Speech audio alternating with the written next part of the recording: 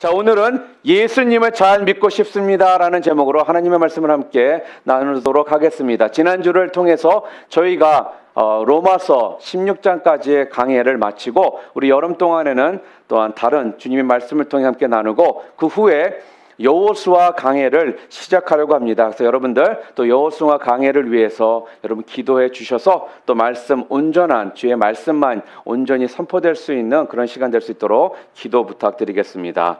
여러분들 정말 예수님을 잘 믿고 싶으십니까? 아멘. 자, 우리 모두는요, 예수님을 잘 믿고자 하는 마음이 분명하게 있습니다. 솔직하게 좀 말씀드릴게요. 저에게도 분명한 목회를 시작하면서 또 제 나름대로 가지고 있는 생각들이 참 있었습니다. 그리고 또한 저에게 나도 모르게 생기는 관심사가 있거든요. 그게 무엇이었냐면요, 항상 어떻게 하면은 좋은 목사가 될까? 또한 어떻게 하면 인정받는 목사가 될까라는 이런 부분에 대한 굉장한 관심이 있었습니다. 얼마 전까지만 해도요. 그런데요, 지금은요, 목사 이전에 더 중요한 게 있다라는 것을 제가 깨닫게 되었습니다. 그게 무엇이냐 하면요, 내가 좋은 예수님의 사람인가, 내가 좋은 그리스도인인가가 더욱더 중요하다는 것을 깨닫게 되었다라는 것입니다. 여러분 어떠십니까? 여러분들은 신앙생활 하시면서 예수님을 잘 믿고자 하는 마음은 누구나도 다 분명히 있습니다. 그러나 여러분들은 예수님을 잘 믿고자 하는 마음 가운데 어떠한 관심을 여러분 가운데 갖고 또 관심을 가지고서 신앙생활을 하고 계십니까? 어떤 분이 이런 이야기를 했었습니다. 목사님, 저에게 소원이 있습니다. 제 소원이요, 다른 것이 아니라 예수 잘 믿다가 천국 가는 것입니다. 정말 예수님 저는요, 잘 믿고 싶어요. 이렇게 말씀하는 분이 있더라는 거예요. 사랑하는 성도 여러분, 여러분은 어떠십니까? 오늘 여러분의 소원은 도대체 무엇입니까? 여러분의 소원이 예수님을 잘 믿는 것입니까? 예수님 잘 믿는 것처럼 보이는 목사, 예수님 잘 믿는 것처럼 보이는 성도이십니까? 여러분 믿기는요, 여러분 모두가 진짜 예수님을 잘 믿는 성도들, 이것이 여러분들의 삶 가운데 최고의 관심사가 될 수 있기를 주님의 이름으로 축복합니다. 그렇다면요, 어떻게 예수님을 잘 믿을 수 있을까요?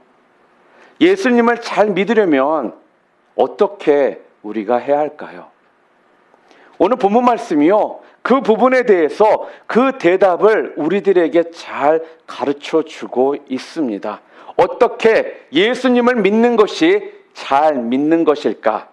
오늘 말씀을 보면요, 예수님께서 길을 가실 때 각각 다른 세 사람이 예수님께 와서는 예수님을 믿고 따르겠다라고 요청을 합니다. 그때 예수님이 이 세 사람에게 각각 한마디씩 세 마디의 말씀을 해 주셨거든요.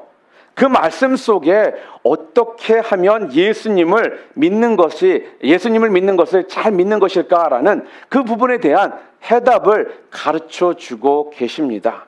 자, 그렇다면 오늘 본문을 통해 첫 번째 사람을 예수님이 만나셨습니다.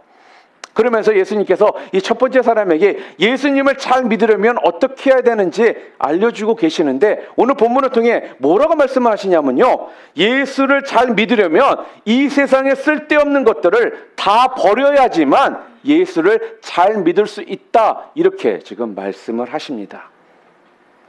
무슨 말씀이에요? 세상 욕심 다 내려놓아야지만 예수를 잘 믿을 수 있다라는 거예요. 여러분, 지금 예수님은 어디를 향해 지금 가고 계시죠? 예루살렘을 향해서 지금 가고 계십니다. 그리고 예루살렘에 가서 십자가에서 못 박히시기 위해서 지금 가고 계신다라는 거예요. 자, 그럴 때 지금 한 사람이 예수님께 와서 뭐예요? 이야기를 합니다. 57절 말씀. 길 가실 때 어떤 사람이 여짜오되 어디로 가시든지 나는 따르리이다, 이렇게 말을 합니다. 여러분 참 기특한 말 아니겠어요? 어디든 가시든 제가 예수님을 따르겠습니다. 굉장히 기특한 이야기입니다. 그런데 이 고백에 예수님께서 뭐라고 말씀을 하시는 줄 아세요? 우리 58절 말씀 우리 함께 읽겠습니다. 예수께서 이르시되 여우도 굴이 있고 공중의 새도 집이 있으되 인자는 머리 둘 곳이 없도다 하시고 이렇게 지금 말씀을 하더라는 거예요. 여러분 이게 무슨 말씀입니까? 예수님을 따르는 길은요 고생길이라는 거예요. 편안한 안식마저도 누릴 수 없는 그런 힘든 길이 바로 예수를 따르는 길이다. 빛도 없고 이름도 없고 아무런 것도 주어지지 않는 그런 길이 바로 나를 따르는 길이다. 그래도 너는 나를 따라오겠느냐? 지금 그렇게 예수님께서 말씀을 하시는 거거든요. 여러분, 돈 있는 사람을 따라가기란 쉬워요, 어려워요? 우리 일반적으로 돈 있는 사람 따라가는 거 쉽습니다. 왜 그렇죠? 돈이 있기 때문에. 또한 권력 있는 사람에게 충성하는 거 쉬워요, 어려워요? 쉽습니다. 왜요? 거기 있으면요 권력의 부스러기라도 나에게 떨어지거든요. 또한 명예 있는 사람 따라가는 거 어떻습니까? 즐겁습니다. 왜요? 같이 명예로워지거든요. 자, 그런데요 아무것도 없는 우리 예수님을 따라간다는 것, 예수님처럼 산다는 것 어떻다라는 거예요? 이게 쉽지가 않다라는 거예요. 왜냐하면요 굴도 없고 머무실 곳 집도 없는 예수님, 돈도 없는 예수님, 권력도 없는 예수님을 따라간다는 것이 여러분들이 생각하는 것보다 쉽지가 않거든요. 그런데 그런 예수님을 따라가며 예수님처럼 산다는 것이 바로 뭐라는 거예요? 예수님을 잘 믿는 것이다. 지금 그렇게 말씀을 합니다. 여러분이 잘 아시는 마태복음 8장 19절에 보면요, 오늘 본문에 나와 있는 이 첫 번째 사람이 누구냐면 바로 서기관이다라고 기록이 되어 있습니다. 여러분, 서기관은 율법의 세상적인 말로 대가입니다. 그런데 예수님이 율법을 폐하러 오셨다고 예수님을 제일 반대하던 자들이 누구였습니까? 바로 이 서기관들이었어요. 서기관, 바리새인들, 사두개인들이요 예수님을 죽였던 자들 아니겠습니까? 예수님을 못 박은 그 세 개의 못이 바로 주석학자들은 뭐라고 하느냐? 바로 이 세 사람을, 이 세 부류의 사람들을 지칭한다라고 또 그렇게 이야기를 하기도 합니다. 그런 서기관이요 예수님을 따라가되 어디까지 따라가겠다라고요? 끝까지 어디든지 따라가겠다라고 선포한다라는 거는, 선언한다라는 거는요 여러분 이거 굉장히 놀라운 일이라는 거예요.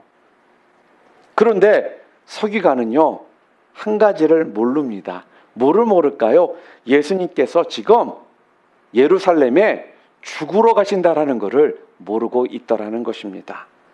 예수님께서 십자가에 못 박혀 예루살렘에서 죽으러 가신다라는 사실을 알지 못하고 있거든요. 자, 그렇다면 사랑하는 성도 여러분, 예수님께서 도대체 여우도 굴이 있고 공중의 새도 집이 있으되 인자는 머리 둘 곳이 없다라고 하신 이 말씀의 그 의미가 도대체 무엇일까요? 예수님께서는 왜 이 이야기를 해주셨을까요? 다른 이유가 아니었습니다. 무엇입니까? 버릴 것은 버리라는 그 말씀을 지금 우리들에게 하고 계십니다. 지금 예수님은요 모든 것을 버리기 위해서 예루살렘에 지금 올라가고 계시거든요. 무슨 말씀입니까? 그런 나를 네가 따라올 수 있겠느냐? 그런 너는 나처럼 이 세상의 모든 것들을 버릴 수가 있겠느냐? 지금 그렇게 이야기를 하고 계시거든요. 사랑하는 성도 여러분, 우리가 예수님을 잘 믿으려면요 오늘 본문처럼요 예수님처럼 버릴 것은 분명하게 버릴 수 있어야 된다라는 겁니다. 이 세상 욕심 여러분들이 버리셔야 된다라는 거예요. 여러분, 우리가 부르는 찬송가 94장이요 예수보다 더 귀한 것은 없는 것처럼요 뭐예요? 세상 즐거움 다 버리고 세상 자랑 다 버렸네.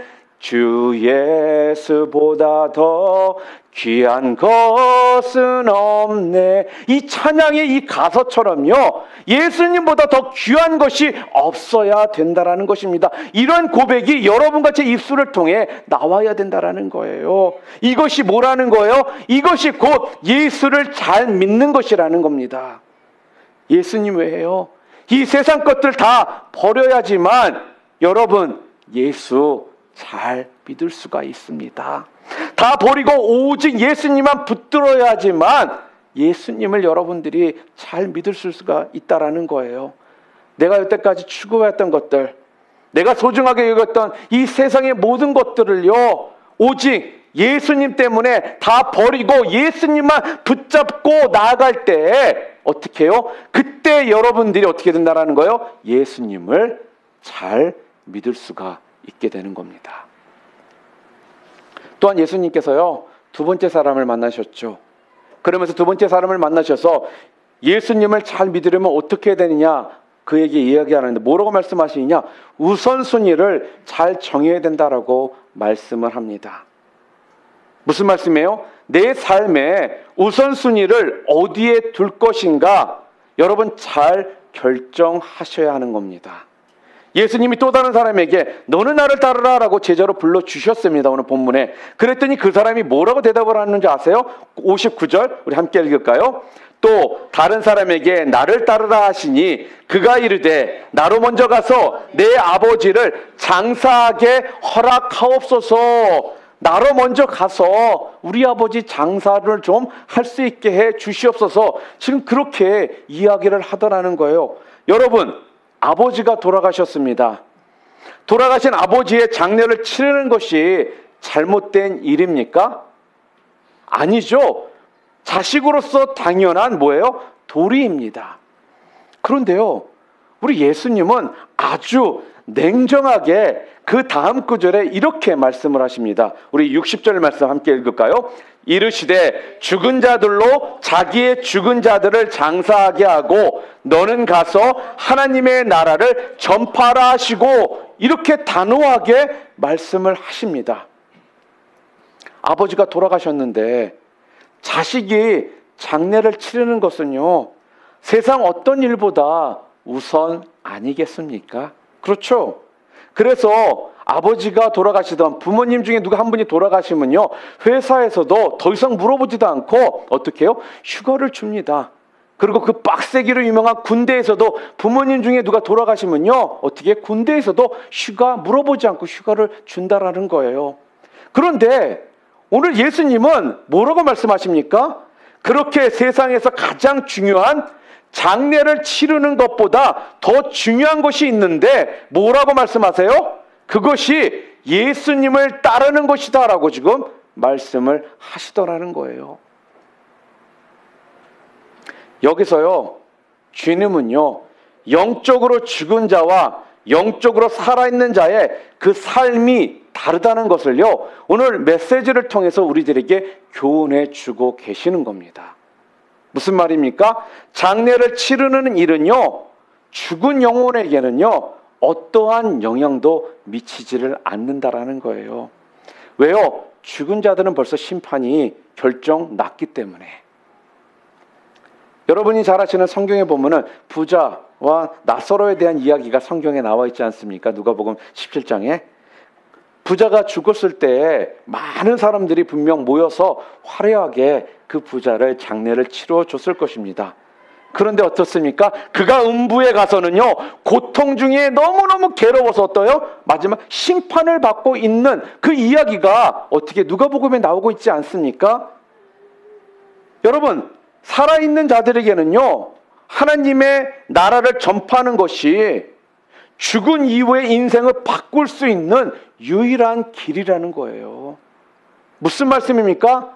죽어있는 사람은요, 죽은 후에 그 삶을 여러분이 제가 어떠한 방법을 동원해도요, 그 삶을 바꿀 수 있는 길이 없다라는 거예요. 그러나 살아있는 자들에게는요, 우리가 어떻게 해요? 그들이 죽은 후에 그들의 길을 바꿀 수 있는 그 역할을 여러분과 제가 할 수 있다라는 것입니다. 하나님은 지금 그 부분에 대한 메시지를 우리들에게 하시는 거거든요. 반대로 나사로가 바로 어떻습니까? 나사로는 거지였습니다. 그렇죠? 노숙자의 삶을 살던 자가 나사로였습니다. 그런 그가 죽었을 때 누군가 하나라도 그를 죽은 것을 보고 장례를 제대로 치러줬을까요? 아마 아무도 제대로 이 나사로를 장례 안 치러줬을 겁니다. 그러나 그는요, 천사들에게 받들려 아브라함의 품에 들어가서 영원한 안식을 누릴 수 있게 되었다라고 누가복음 17장에 기록되어 있지 않습니까? 그 이유가 무엇이에요? 그는 살아있을 때 하나님 나라를 받아들였던 자였기 때문에 그렇다는 거예요. 이처럼 하나님 나라를 전파하는 것은요, 죽음 이후에 우리들이 가는 곳을 바꿀 수 있는 유일한 길이라는 거예요. 영적으로 죽은 사람이 장례를 치르는 일은요, 운명을 바꿀 수 없는 채로 여러분과 뭐를 해주는 거예요? 뒤처리만 해주는 것이라는 겁니다. 그러나 영적으로 살아있는 사람들이 하나님 나라를 전파하는 것은요, 그들의 운명을 바꿀 수 있는 가장 가치 있는 일이라는 거예요. 지금 오늘 본문은요, 이 두 번째 사람에게 예수님께서 단호하게 죽은 자들에게 맡겨두고 너는 하나님 나라를 전파하라고 하신 그 말씀 가운데 우리들에게 그 부분에 교훈의 메시지를 지금 주고 계시다라는 것입니다. 사랑하는 성도 여러분, 여러분들은 어떤 인생을 살기를 원하십니까? 영적으로 죽은 사람들의 일을 하는 것을 하기를 원하십니까? 아니면 영적으로 사여있는 사람들의 사역을 하는 것을 더 원하십니까?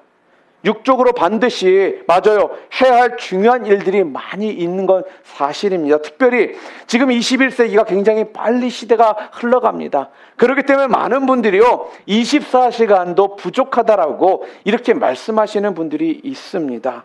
그런데 항상 그 모든 것보다 그렇게 바쁜 와중에도 우리들 가운데 우선이 되어야 될 것이 있다라는 거예요. 그게 무엇입니까? 바로 예수님이고 바로 영적인 것이 항상 뭐가 되어야 된다고요? 우리 삶 가운데 우선이 되어야 된다라는 거예요.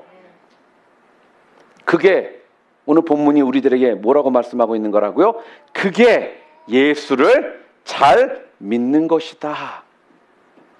하루하루가 아무리 바쁘고 처리할 것이 많을지라도 24시간이 부족할지라도 우리가 어떻게 해요? 항상 우선순위에 둬야 될 것이 있는데 그게 무엇이냐? 바로 새벽제단을 쌓는 것이고 하나님의 말씀을 읽는 것이고 묵상하는 것이고 기도하는 것이고 예배 드리는 것이 어떤 상황 가운데 여러분이 삶이 있을지라도 여러분의 삶 가운데 우선순위에서 절대로 밀려서는 안 된다라는 거예요. 여러분, 돈을 못 벌어도요, 장사보다 더 중요한 것이요, 바로 예배라는 것입니다. 그래서 예배가 절대로 뒤로 밀려서는 안 되는 겁니다. 또한 일을 못하는 한이 있어도요, 일보다 하나님과 교제하는 시간이 밀려서는 절대로 안 된다라는 거예요. 또한 친구와의 약속 중요합니다. 가족 간의 약속 중요합니다. 친척과의 약속 중요해요. 약속하는 것이 중요하지 않다라고 말씀드리는 것이 아닙니다. 약속이 중요하지만 무엇보다도 중요한 약속이 무엇이라는 거예요? 바로 하나님과 만나기로 한 그 약속이 어떠한 약속보다 더 중요하다라고 오늘 성경은 우리들에게 말씀합니다. 이게 뭐라고요? 예수를 잘 믿는 것이라는 거예요. 사랑하는 성도 여러분, 여러분 혹시 그 청년 바보 의사라는 책을 읽어보신 분들 혹시 계실 겁니다. 2006년도에 우리 이 형제님 의사 안수현 형제님이 소천했고 2009년도에 이 안수현 그 의사되는 이 형제님에 대한 책이 퍼블리시가 됐었습니다. 고대 의대를 졸업했던 의사였거든요. 안수현이라는 분이요. 33살에 하나님의 부르심을 받았습니다. 그러니까 예수님처럼 같은 나이에 죽은 거죠. 죽은 후 그가 어떻게 의사로 살아왔는지에 대한 그 삶에 대한 이야기들이 알려지기 시작했습니다. 굉장히 존경스러운 의사였습니다. 그의 의사 생활을요, 알았던 사람들이 이 사람 저 사람 그 이야기들을 모아가지고 편집해서 발표한 책이 그 청년 바보 의사입니다. 그는 진짜 바보처럼 살았던 사람이었습니다. 그래서 그를요, 많은 사람들이 바보 의사라고 그렇게 불렀던 거거든요. 혹시라도 읽어보지 않으신 분들이 있다면요, 이번 여름 기간 동안에 여러분 꼭 한번 읽어보시기를 바랍니다. 이 안수현 이 의사는요, 환자 수술을 하다가요, 피가 부족하잖아요. 그럼 본인의 피를 수혈해가지고 수술을 진행하고 그렇게 했던 사람이었습니다. 그리고 환자가 통증으로 고생을 하잖아요. 많은 경우 의사들이 간호사한테 모든 것을 맡기잖아요. 이분은 간호사 대신 본인이 그 환자와 함께 밤을 지새주었던 사람이었습니다. 그리고 환자가 죽어서 영안실로 가면요, 따라가면서 울어주었던 사람이었습니다. 또한 침대에 누워있는 환자에게요, 적당한 책을 자기가 나가서 직접 구입해가지고 읽어주고 그 책들을 선물해 주던 사람이었습니다. 그리고 또 환자마다 사랑의 편지를 통해서 어떻게 해요? 환자들을 격려해 주었습니다. 또한 힘내라고, 또한 병치료에 필요한 CD들을 직접 구입해서 선물로 주었던 사람입니다. 그래서 그의 가방에는요, 이러한 책들과 CD들로 가득 차 있었다라고 합니다. 또한 불치병 환자에게는요, 의사는 못하지만 우리 하나님은 하실 수 있습니다라고 그렇게 용기를 주었던 자들이고요, 항상 기적이 있다라는 것을 믿으라고 격려해 주었던 사람이 안수현 의사였습니다. 그는요, 의사로서 그의 삶 가운데 우선순위를요, 항상 환자에게 두었다고 합니다. 그는 항상 성경을 읽으면서요, 하나님의 말씀대로 진짜 살려고 발버둥 쳤던 사람이었습니다. 은혜로 살고 또한 희생적으로 살며 미랄이 되겠다라고 짧은 생을 마치고 하나님의 품으로 갔던 사람입니다. 사랑하는 성도 여러분, 오늘 본문은요, 죽은 자에게 죽은 자를 장례 지내도록 하고요, 나를 따르라고 하신 주님의 말씀은요, 바로 이러한 삶을 말하고 있는 것입니다. 오직 예수님을요, 우리의 삶 가운데 우선순위 1번으로 두고 사는 삶을 말씀하는 겁니다. 이것이 뭐라는 거예요? 예수를 잘 믿는 것입니다. 항상 그의 삶 가운데는요, 우선순위가 하나님이었고요, 그 다음은 교회였고 그 다음이 환자였다라는 것입니다. 바로 여러분, 이런 게 예수를 잘 믿는 것입니다. 언제나 예수님 제일주의로 사는 것, 이게 예수를 잘 믿는 거라는 거죠. 죽은 자들로 죽은 자를 장사하게 하고 너는 나를 따르라 하신 주님의 말씀은요, 장례식에 참석 안 하는 것을 이야기하는 것이 아니라 우리 삶 가운데 무엇보다도 중요한 것이 바로 영혼 구원이라는 부분에 대한 말씀을 우리들에게 교훈적으로 주고 계시는 것입니다. 그런 삶을 살기 위해서는요, 여러분과 제가 어떤 삶을 살아야 된다라고요? 바로 예수님을 우리의 삶 가운데 우선순위 1번으로 두고 사는 삶. 그럴 때 여러분과 저는요, 진정 예수를 잘 믿는 삶을 살게 됩니다. 또한 예수님께서는요, 오늘 세 번째 사람을 만나십니다. 그러면서 세 번째 사람을 만나셔서요, 예수님을 잘 믿는 것이 무엇인지 또한 이야기를 해 주십니다. 뭐라고요? 뒤를 돌아보지 말고 전진하라, 이렇게 말씀을 합니다. 여러분, 세 번째 사람이 와서 예수님께 61절에 오늘 본문에 이렇게 얘기를 해요. 주여, 내가 주를 따르겠나이다마는 나로 먼저 내 가족에게 가서 작별하게 하옵소서, 이렇게 이야기를 합니다. 그러자 예수님이 오늘 62절 말씀 우리 함께 읽을까요? 함께 읽겠습니다. 예수께서 이르시되 손에 쟁기를 잡고 뒤를 돌아보는 자는 하나님의 나라에 합당하지 아니하니라 하시니라, 이렇게 말씀을 합니다. 여러분, 자발적으로 주를 따르겠다라고 했던 첫 번째 경우와 또한 가족들과 작별할 것을 허락해달라는 이 두 번째 경우가 혼합되어 있는 그런 모습입니다. 두 가지가 혼합된 세 번째 경우가 뭐예요? 먼저를 지금 내세우는, 어떻게 보면 자신이 가지고 있는 어떤 조건이 충족돼야지만 내가 주님을 따르겠다라는 이 모양을 지금 보여주고 있거든요. 현대인들에게 가장 잘 자주 보이는 모습이 뭐냐면요, 먼저를 내세우는 조건부적인 신앙의 모습이 많다라는 거예요. 항상 먼저 내세웁니다. 그러니까 뭐래요? 먼저 이런 것들이 채워지고 이런 것들이 이루어지면 주님, 제가 따라가겠습니다. 그러나 그것이 채워지지 않으면 뭐라는 거예요? 주님으로부터 멀어지게 된다라는 거예요. 주님을 따르는 것은 자신이 원하는 것 먼저가 주님보다 나중으로 바뀔 때에 여러분들이 주님을 진정 믿는 것이고 따르게 된다라는 거예요. 조건부 신앙에 대해서 그래서요, 오늘 본문이 우리들에게 분명하게 말씀하고 있잖아요. 손에 쟁기를 잡고 뒤를 돌아보는 자는 하나님 나라에 합당하지 아니하니라, 이렇게 지금 말씀을 하더라는 겁니다.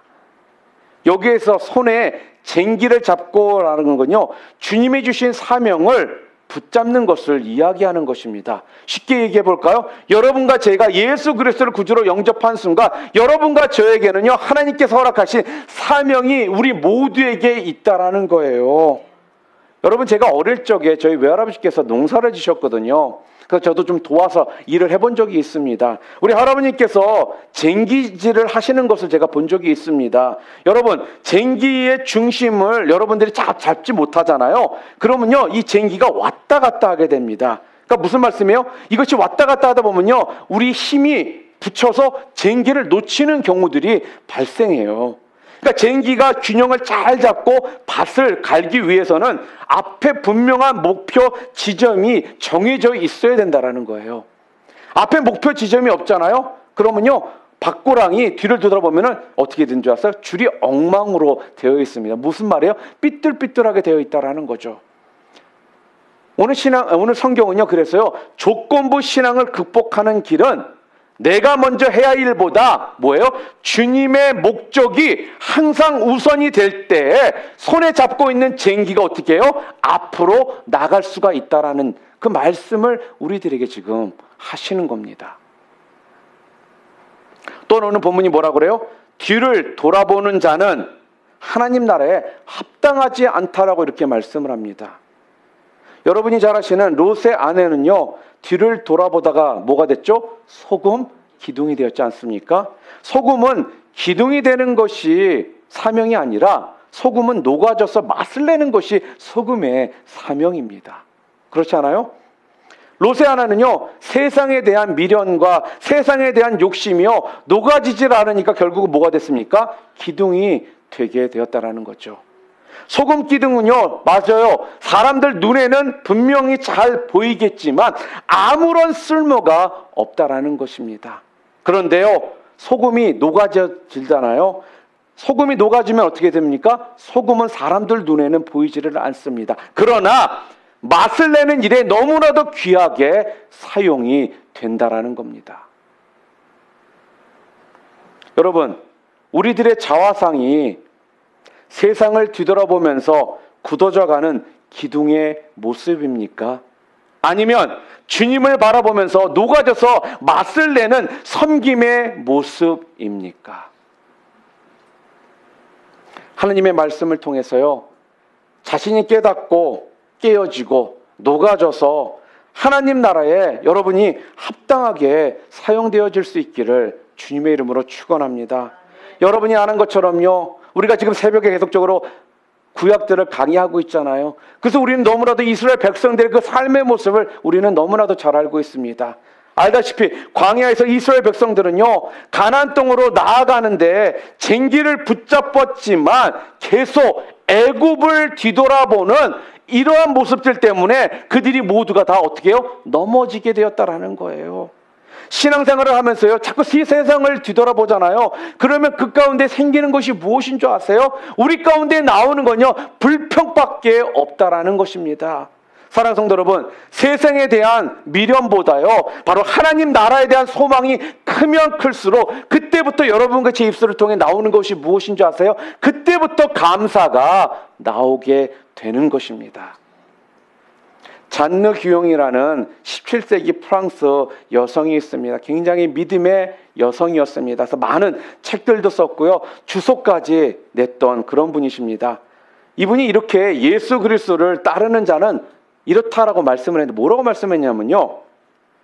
과거는 하나님께 맡기고 잊어야 하며 현재는 온전히 드려야 하며 미래는 하나님을 전적으로 신뢰하는 것이다 라고 말씀을 했습니다.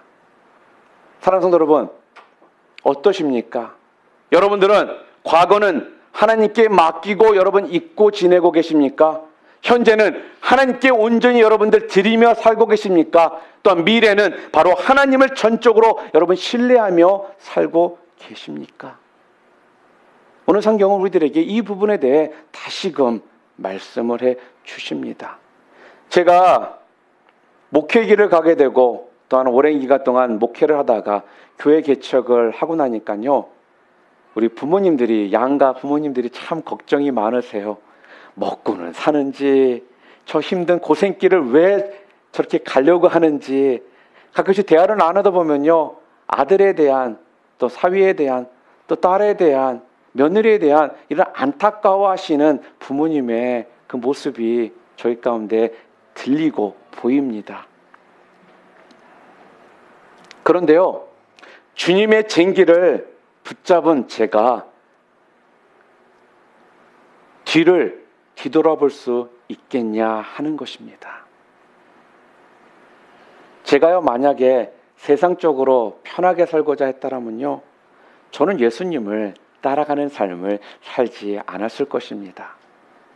그런데요, 세상 것들을 포기하면요, 맞아요. 솔직하게 얘기하면 주님을 따르는 길이요, 힘든 경우도 분명 있습니다.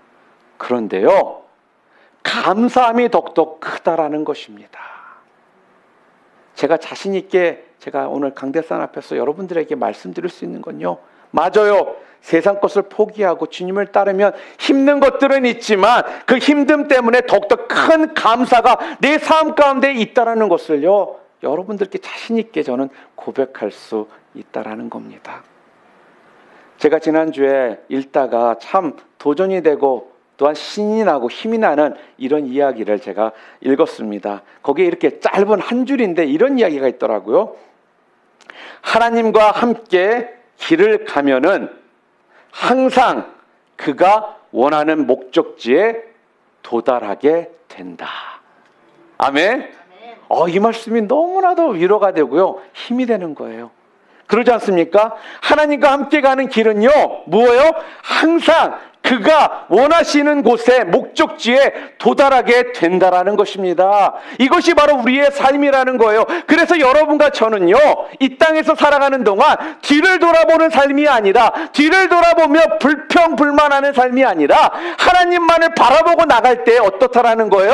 그곳에, 그 목적지에 도달해 있는 우리의 모습들을 분명히 보게 될 것이라고 하나님께서는 우리들에게 약속해 주셨다라는 거예요. 이것을 여러분 믿으시기를 바랍니다. 여러분, 세상의 미련보다는요, 하나님 나라에 대한 소망이 여러분 가운데 크심을 통해요, 뒤돌아보는 삶이 아니라, 원망하는 삶이 아니라 주님이 주신 그 사명, 그 쟁기를 끝까지 붙들고 앞만 보고 나가심을 통해서요, 어떻게 해요?